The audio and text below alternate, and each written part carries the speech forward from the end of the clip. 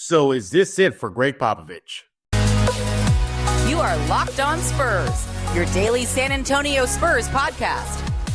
Part of the Locked On Podcast Network, your team every day.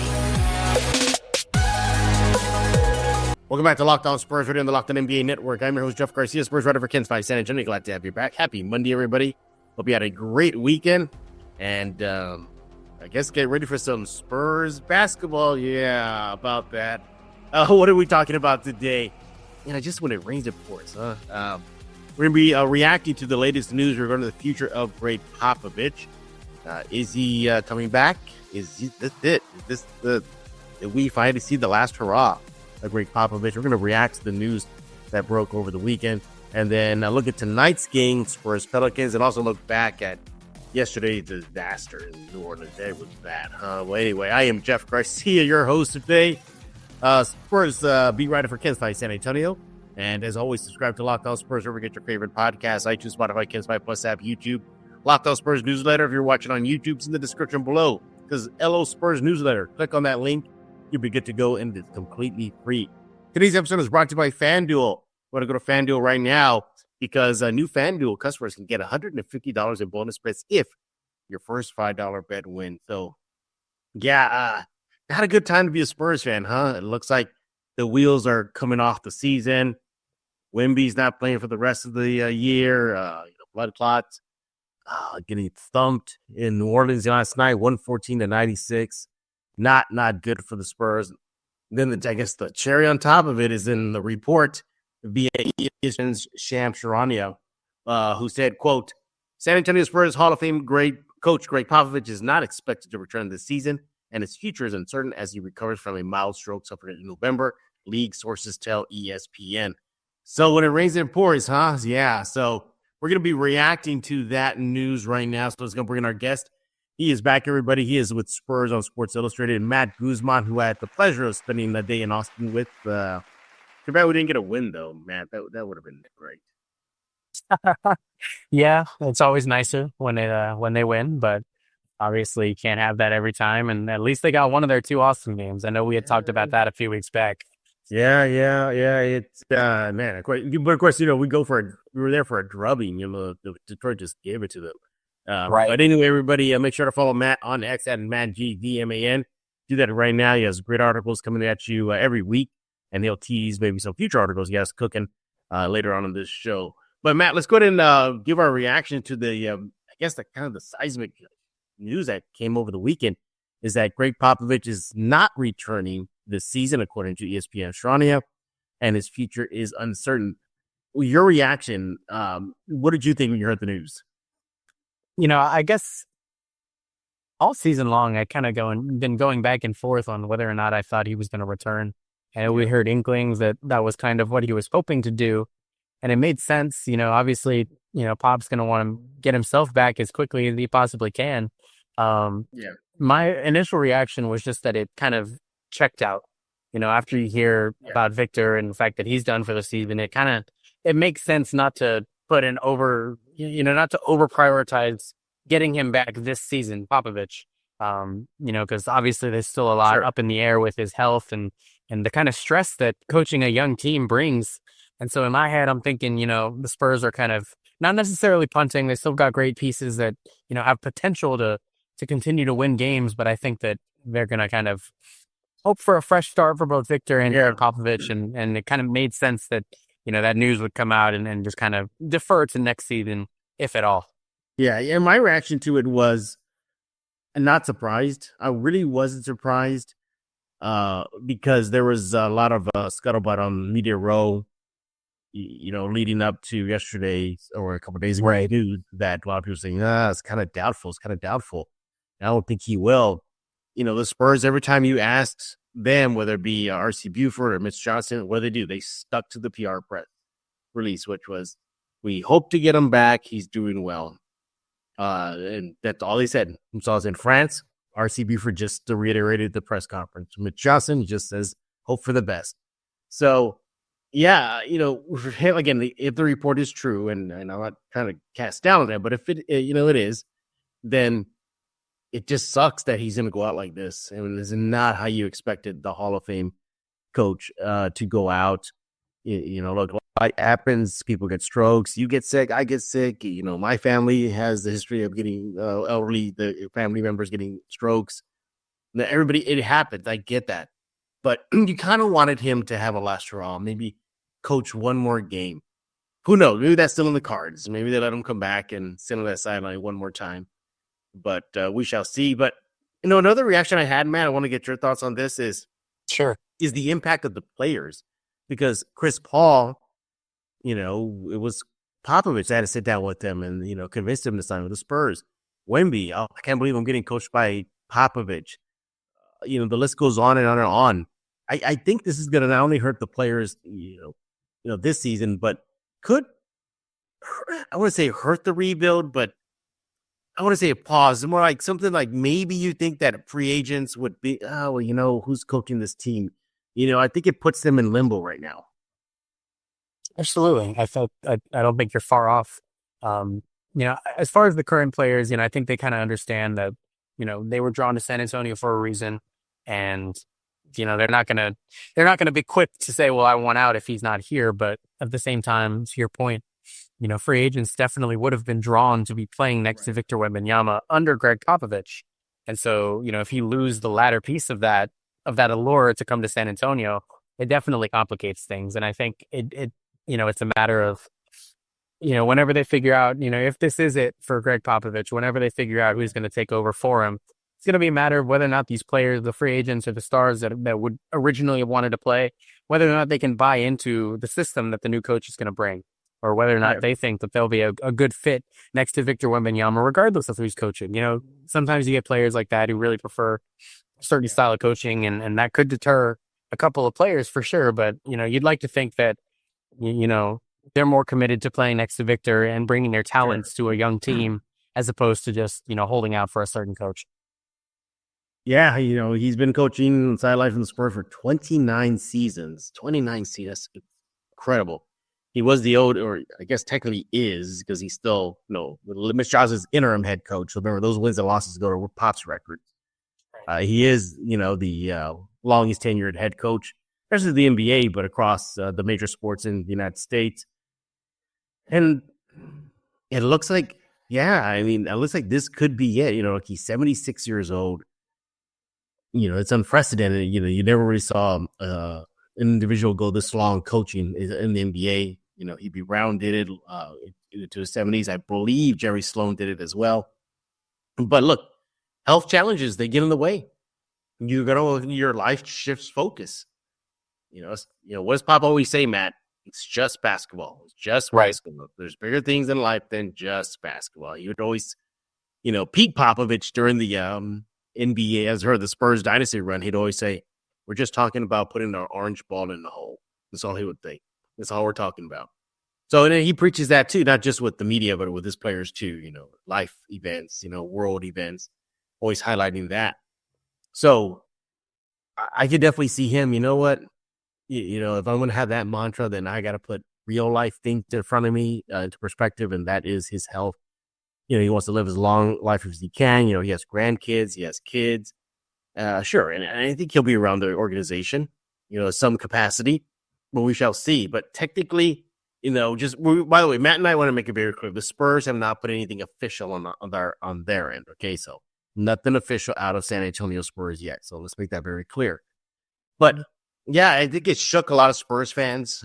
I saw on X, Matt's fans saying, how can this season get any worse? One of the fans said, don't bother me for a few days. It's just getting worse and worse and worse. And the season started off with promise and hope. Wemby's second year, Chris Paul's arrival. At that time, early in the season, the rumors of De'Aaron Fox possibly coming to San Antonio. It was exciting. And here we are, with looks like another down season. I don't think there's going to be a play-in berth anymore. I don't think there's going to be a playoff berth. All they're going to do is just move forward. And I think that's what something Popovich would want everybody to do. Just move forwards. All right, so there's our quick reaction to the news. But when we get back, we're going to be looking at Mitch Johnson. Is he a lock? Is he a lock for the Spurs' next head coach? So in other words, just removing the label of interim head coach. We're here with Matt Guzman of Spurs on Sports Illustrated. Follow him on X at MattGZMAN. So, yeah, looking forward to that discussion with Matt in just a few seconds. But first, I want to talk about DoorDash. NBA fans, get ready. They swoosh, you save. Thanks to Dash Pass, every time a player drops 50 or more points in a game, you score a huge deal the next day. It's simple. When a player scores 50 or more in a game during the 24-25 NBA regular season, Dash Pass members get 50% off an order, up to $10 off the next day from noon to midnight. Here's why you should take advantage of this deal. Game day feast. After an epic 50-point performance, celebrate your ordering wings, pizza, burgers from your favorite spot delivered straight to your door. Late night cravings, whether you're staying up late watching highlights or just need a midnight snack, use Dash Pass to grab something delicious while saving big. Hey, what about fueling your own watch party? Planning to catch the next game? Order your go-to snacks and meals at a discount and get ready for more high-scoring action. Lunch on the go? Need a quick and easy lunch the next day? Dash Pass gets your favorite meals with $0 delivery fee, reduced service fees. Plus, now you save even more with this exclusive NBA offer. Sign up for Dash Pass and be ready to save. When any player scores 50 or more in a game, Dash Pass members get 50% off the order the next day. That's $10 off. Use promo code NBA50 from noon to midnight after a 50-point game on eligible orders at participating merchants. Must have an active Dash Pass account. Terms apply. Visit DoorDash to learn more. This is Homer Simpson, and you are listening to my favorite Spurs podcast, Locked on Spurs. Donuts. We're back right here on Locked On Spurs with Matt Guzman. He is with Spurs on Sports Illustrated. Follow him on X at MattGZMAN. And I think you and Kelder would love to have a private conversation about country music and country stuff. You guys have that. Yeah, got you two guys, man. I think just as much as maybe me and Jared Fox would click about anime and nerd stuff. I think you and Kelder would click about country stuff, like country music, especially. Yeah, yeah. I mean, he was asked the question about what he plays when he gets ops, and I think the rest of us, besides the reporter who asked the question, kind of knew what he was going to say. Yeah. And it was funny. He listed Chris Stapleton and Cody Jinks and Luke Combs and. We're here talking about the future of the Spurs head coaching spot, news that kind of shook, especially the NBA. And then, of course, here in San Antonio, the Popovich is likely not to come back this season. Again, not a shock to me. I think Matt was probably on the same vein, not too shocking. But it's the long term. Remember, again, part of that report via ESPN Serrania was his coaching future is in doubt. It's clouded. It's uncertain. That leaves possibly a vacant head coaching seat. Now, we're just going to put Mitch Johnson in focus for this segment, okay? Because I think tomorrow, our guests, we're going to look at the kind of the short list of names. But let's look at Mitch Johnson. In my opinion, Matt, I think he's got to be a strong candidate, considering that he was thrown into the fire. He didn't expect this. Nobody expected this to happen to Pop. And he's doing what he can do just with the roster that Brian Wright created. The deal that Brian Wright made to bring in Fox, didn't really get to, I guess, implement his ways of coaching, early preseason training camp. Openly says that he still talks to Popovich about how to coach this team. In my opinion, I think he's got to be a big leg up on if there's going to be any competition for the spot. Your thoughts? Absolutely. You and I both know the Spurs like to do things. I think like you're somebody who's been within the organization for years and years. Yeah. Who's learned under Popovich. You could take you could poach somebody else from another team and say that one of their pluses is that they had experience under Popovich. Well, the Spurs have one guy already on their roster and their organization that fits that mold. And I mean, but you look at what Mitch Johnson has had to deal with as the acting head coach this season. Yeah. I mean, he was thrown into the fire, like early November. His first game was November 2nd. And since then, you have Victor Wembanyama out for the season. You have a trade with you bring in a major star who doesn't really know how to play yet with the team.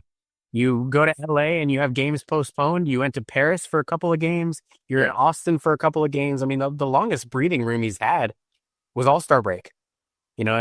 Otherwise, he's just been forced to take what knowledge he already had and kind of, just do the best he can.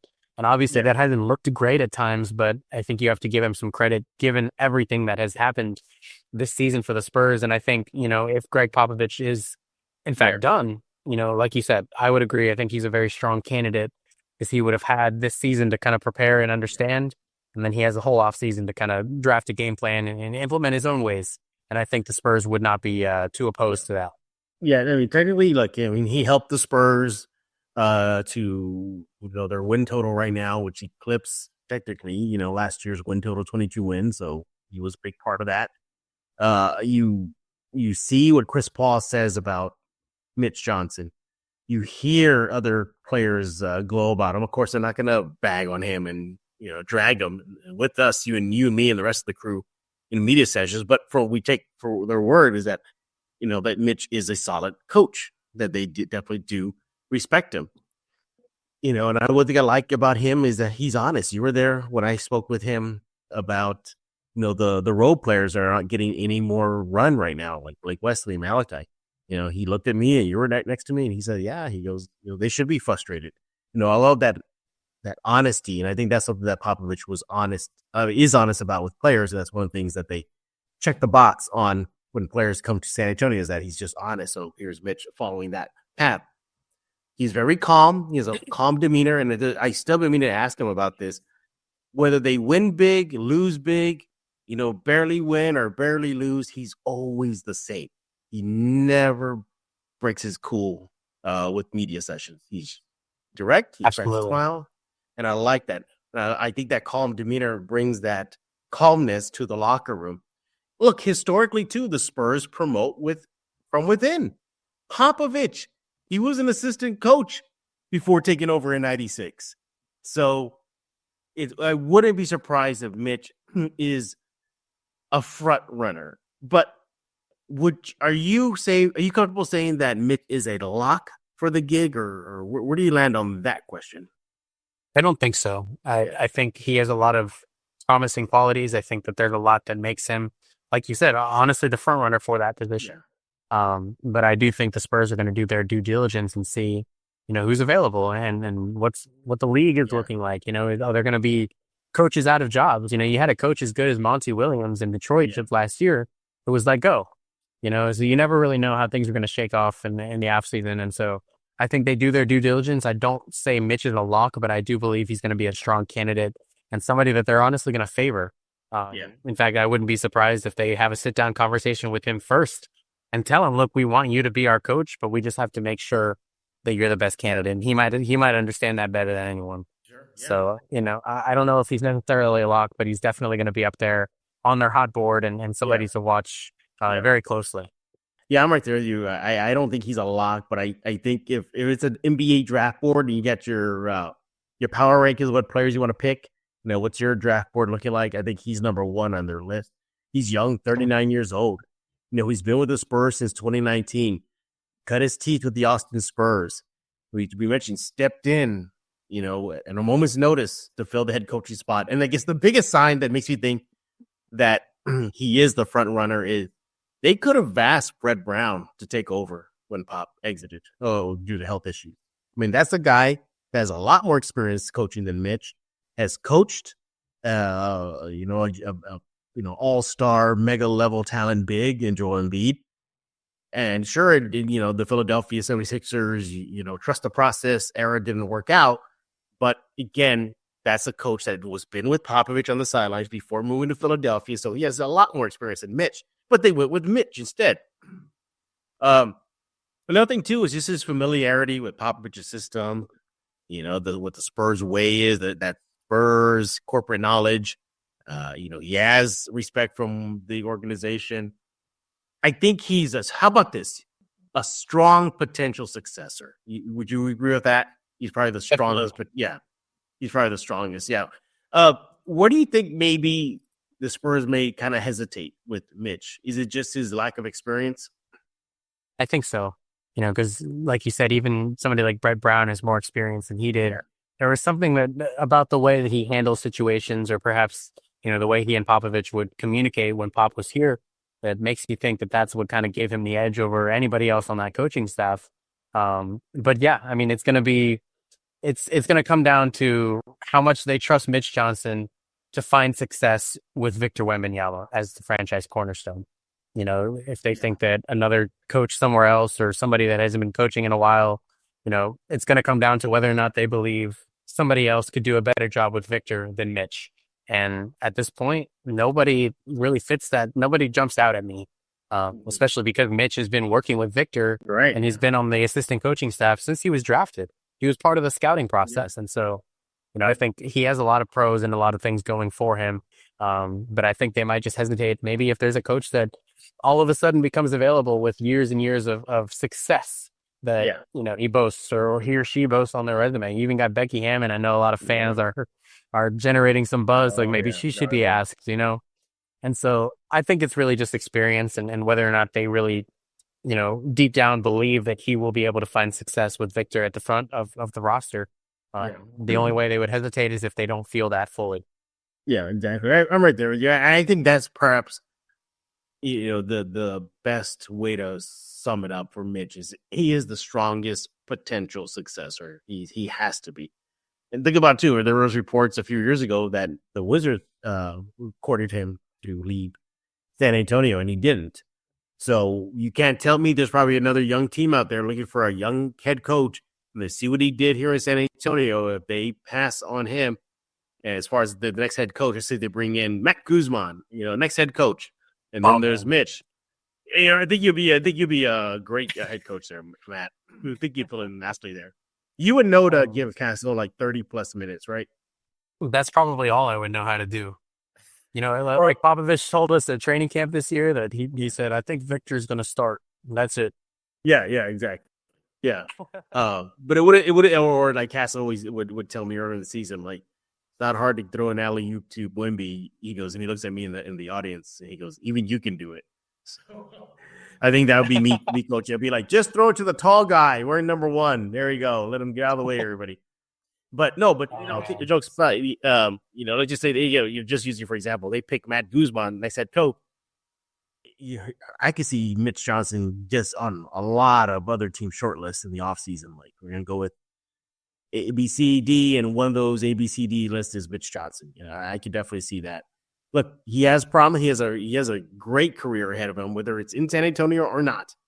And I think him getting thrown to the fire is going to do well for him moving forward. I like to see him with a full training camp, a full off season, a draft day situation, preseason, implementing his new thoughts and ways. Because if Popovich does say, you know, that's it, I'm out, you know, it's been real, then in my opinion, I think Popovich's going to have to be hands off. I think he's going to have to. It's Mitch's show. I mean, there's only so much. I mean, if you're the head coach, you know, let's say they make him Mitch the head coach, then you have Popovich still in his ear next year. I mean, I don't think that would be a good look, and it wouldn't do well for Mitch's growth as well. Your thoughts, Matt? And it's one of those things. It's a little complicated too because if you bring in somebody without that prior experience next to Popovich, you know, it's kind of a no-brainer. They're not really going to consult the former head coach of the team. Yeah. But when you have a person like Mitch Johnson, who all he's known to this point is being an assistant under Popovich, and you know they've built that connection over the years, and so I think there are going to be times where he reaches out and where they kind of sit down and have that discussion, maybe in the off season. You know, just how should I approach this? What was it like for you in your first season as a head coach? You know, they're going to have those conversations, but you know, when it comes to the season and once things get underway, I think Popovich is going to have to be content watching from the sideline. And Mitch Johnson, whether he likes it or not, might have to resist an urge to text him or, you know, to consult him every so often. And I think you're right. It will have to become Mitch Johnson's team. Yeah. Otherwise, you know, he's never really going to fully develop into a head coach that the Spurs are going to be asking him to be. Yeah. By the way, did you see that post from George Karl on X? Like, does he know something that we don't?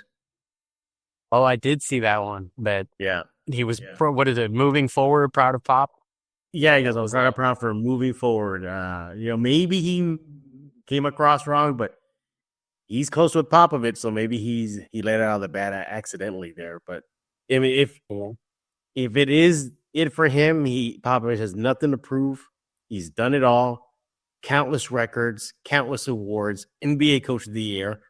5-time NBA champion as a coach, all-star head coach, Olympic gold medal. Well, coaches don't get a gold medal, but he guided the gold medal team USA in the Olympics. I mean, the list goes on and on. Coaching wins, Jack. Because he's been able to coach some of the greatest: Robinson, Duncan, Wemby, if this is it for a short while, Tony, Manu. So yeah, Sean, and the list goes on and on. So this is it for him. He has nothing to prove, nothing to be ashamed of. And even if he does go out like this again, that resume will speak loud for him.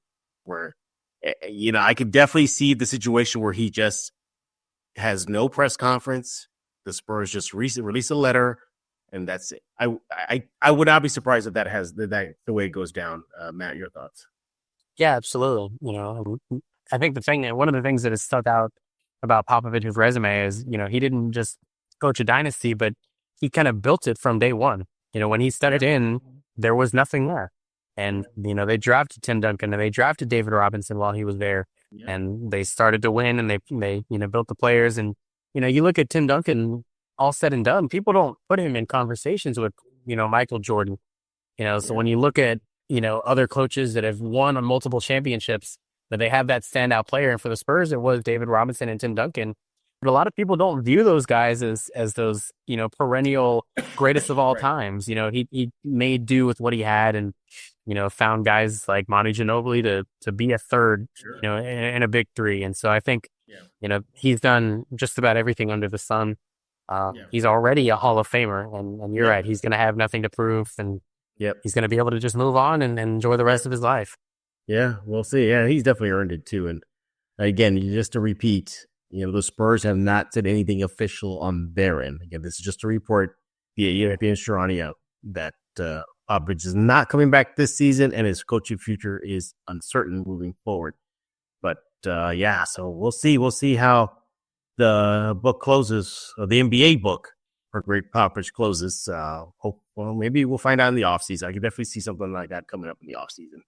So you get that email, all press come to the Frost Bank Center for a meeting, and they don't tell you anything about it. So I can see that happening. But he is Matt Guzman of Spurs on Sports Illustrated. Follow him on X at MattGZMAN. When we get back, we're going to preview tonight's game, Spurs Pelicans. Yikes, I know. God, that was a bad game. But we're going to get into all that in just a few minutes right here on Locked On Spurs. But first, let's talk about FanDuel.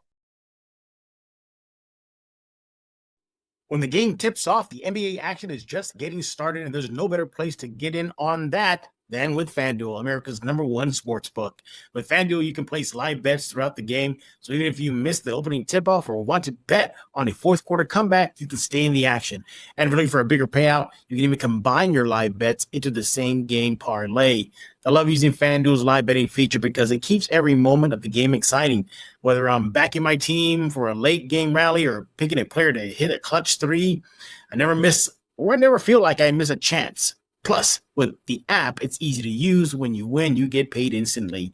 Right now, new FanDuel customers can get $150 in bonus bets if your first $5 bet wins. You just want to go to FanDuel.com to join today. That's FanDuel.com for your shot at $150 in bonus bets. How about that?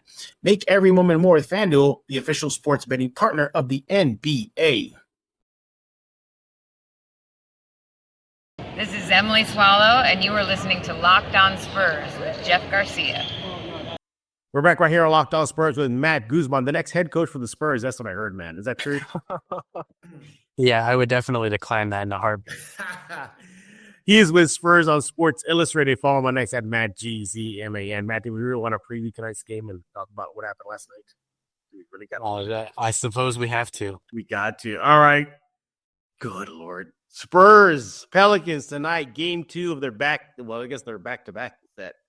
They played yesterday, Sunday night in New Orleans. It wasn't pretty, everybody. It wasn't pretty at all. Spurs, maybe I should be fair. It was pretty for half-ish, and then the wheels just came off. Broken record, right, everybody? Right, Matt? Wheels come off in the second half? Yeah, well, there's the wheels coming off, and then there's the tires exploding, shredded up, sparks flying from the rims, car careening. That's exactly what happened to the Spurs. They lost to the New Orleans Pelicans 114-96 last night in New Orleans. Made it interesting, at least for a half. The Spurs were up as much as 17 points on the Pelicans, and it just went where in the third, midway through the third, and definitely the fourth period is where everything just got out of control. In that fourth period, oh, good Lord. Why don't you want to look at the stats here, man? I don't want to look at it. In the fourth period last night versus the Pelicans, your San Antonio Spurs only mustered up 17 points. Pelicans, 39 points, 39-17 run in the fourth period. That's all she wrote. But you saw signs happening that it was going to be bad. That third period, the Pelicans came out 35-26. Cut that Spurs 17-point lead down to just single digits. And then, as mentioned, the fourth period just came apart, 39-17 Pelican. Matt, you're looking at last night's game and then, of course, tonight's game. God, I just feel like we could just record this segment right now and play it on loop for every single game moving forward. It's just rebounding, Matt. I mean, they got out rebounded 69-46. That's why the Pelicans were able to stay in the game, even though the Spurs were up 17 points at one point. They were just out physically them, out muscling them, getting those second chance opportunities, getting those rebounds, getting out on the run. To me tonight, if the Spurs want any path to redemption, I got to see them do better on the rebounding. Your thoughts? Absolutely. That was the number one thing that stuck out to me. You can't get out rebounded by 23 and hope that your lead stays intact, let alone you can, come back from a deficit if you happen to be down. Last night definitely wasn't an offensive issue. It was getting the boards, crashing the glass. Eve Missy and Kelly Olynyk combined for 30 on their own. Yeah. You had Jose Alvarado with 9 rebounds. Yeah. And on the Spurs side, Biyombo was the only one with double digits. He only had 10. And, it's just, that's never going to be a winning formula. Yeah. But unfortunately, without Victor Wembanyama and obviously Vassell, again, going out, heading to the locker room, which I believe is a different injury than what he's been dealing with, luckily. But, still not great. If they're only going to have Biyombo out there as the primary big and maybe Sandro, isn't going to be a continuous problem. Yeah. They're not going to have somebody to crash the glass and they're going to have to, like you said, they're going to have to really, really improve that area of their game if they want any hope of sticking in any games. And I got to see more out of D Fox. Looking for the rest of the season. This is his team and Castle's team. And they got to be the ones leading the charge.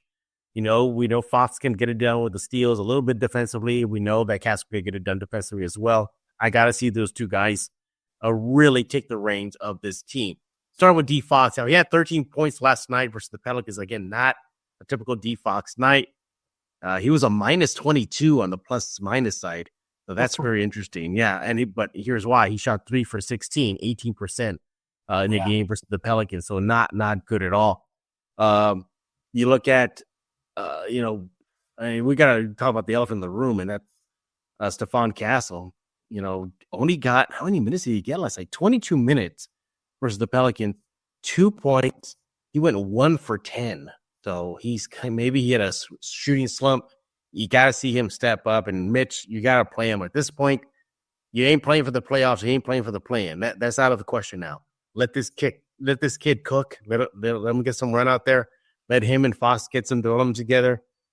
If Keldon and Devin are back, next season, we'll see. But let them get some chemistry going. So got to see a lot more Castle minute-wise and a lot more Castle production-wise of the stat sheet. When Julian Champagnie and Keldon Johnson are leading scorers with 18 points apiece, that's not a good sign. No knock on them, but you have De'Aaron Fox. He should be 20-plus points tonight. Give him the ball. Another thing, too, I think, this Pelicans team is depleted. They got injuries. They lost BI. I don't think Zion will play today. I think they keep him out in back-to-back situations. So that should help the Spurs.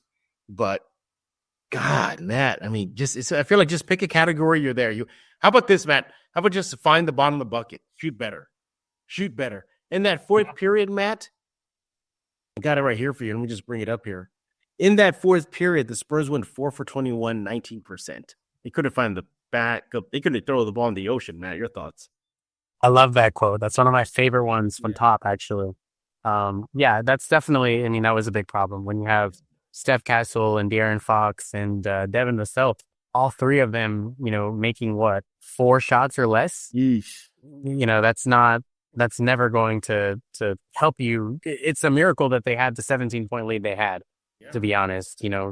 Thankfully, Keldon Johnson, Julian Champagnie were able to kind of pitch in and pick up the slack, honestly. Yeah. But like you mentioned, as good as they can be and as strong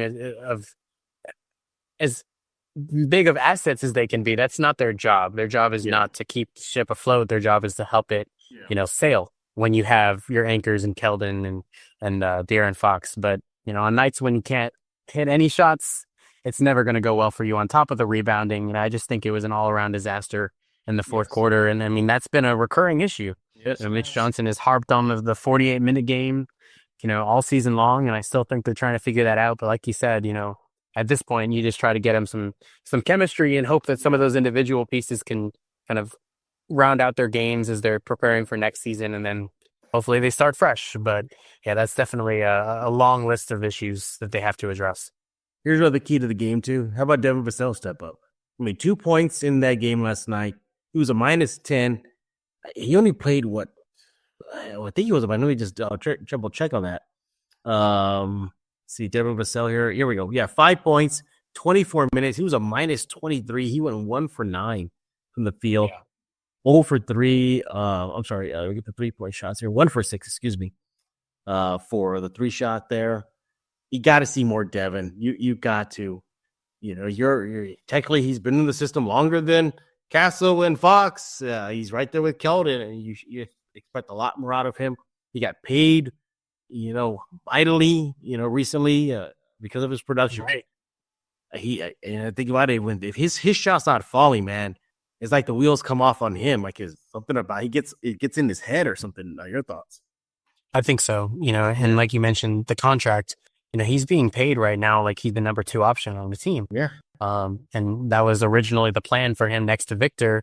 You get De'Aaron Fox, he kind of shifts to a 3rd spot, but he's not been playing like that since he got the money. And that's not saying that the money got to his head or anything. I just think that, he hasn't delivered with what he's capable of and what the Spurs hoped he would provide, but especially if you're going to be missing Victor the rest of the season, you'd like to see Devin step up into that, that secondary star role. And now you got De'Aaron Fox leading that charge with Devin flanking him. But, something has definitely been off with him as of late. And I think that that's going to be, if the Spurs want any kind of positive momentum or any wins on the record, it's going to have to come from Devin. Absolutely. Well, hopefully the Spurs will get that W tonight, because the road trip is, winding down already.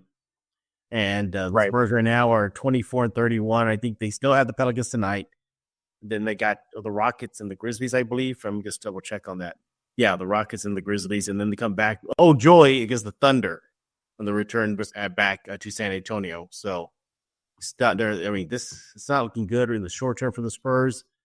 I think with no Wemby, the news of Popovich, hopefully they can block that out mentally. But, they come back for the game against the Thunder and the Nets, and they're back on the road again. The Kings and the Wolves. So it's going to be a tough out for the Spurs in the short term. Hopefully they'll get a little rhythm moving forward. He is Matt Guzman with Spurs on Sports Illustrated. Matt, what's cooking in your neck of the woods? Well, I'm finishing up some pieces from the Austin trip, and got to speak with Brandon James, who I know was a guest the other day on Lockdown. So kind of wrapping up, just a look at what they were able to accomplish this year, part of this ongoing effort. That's kind of what I'm working on. And then spoke with a bunch of the G League players too. So hoping to kind of tell their story a little bit and kind of how vital their role is to the organization, but also how vital the organization's role is in their journeys. Absolutely. Again, follow him on X at Matt GZMAN. Also, congratulate him on the next Spurs head coaching job. Congratulations, Matt. Doing a good job there. Hopefully you can do a good job. Thank you. That's probably like an NBA 2K video game. That's where the closest you're going to get to it. Oh, absolutely. And even then, I'm not very good. So I don't know if you want me as a head coach. Yeah, you might get booed by Spurs fans pretty bad. I would get booed more than Kawhi. There you go. Again, follow him on X at MattGDMAN. Hey, we'll be back tomorrow talking all things silver and black. I believe we're going to be joined by Rudy Campos. Yeah, he's coming back. And we started the conversation. We're going to continue it. Who's on the short list? Yeah, we're going to pick some names that could be the next head coach for your Spurs. Get us some fan comments, all that good stuff. So look forward to that as well. Subscribe to Locked On Spurs wherever you get your favorite podcast. iTunes, Spotify, Castbox Plus app, YouTube. Check out the Locked On Spurs newsletter. It's in the description below on YouTube. It says LO Spurs newsletter and then the link. Click on that link. Completely free. Get it right now. It's your email inbox every single day. So for Matt, head coach Guzman, how about that? I am Jeff Garcia. We're going to put a lock on this episode of Locked On Spurs.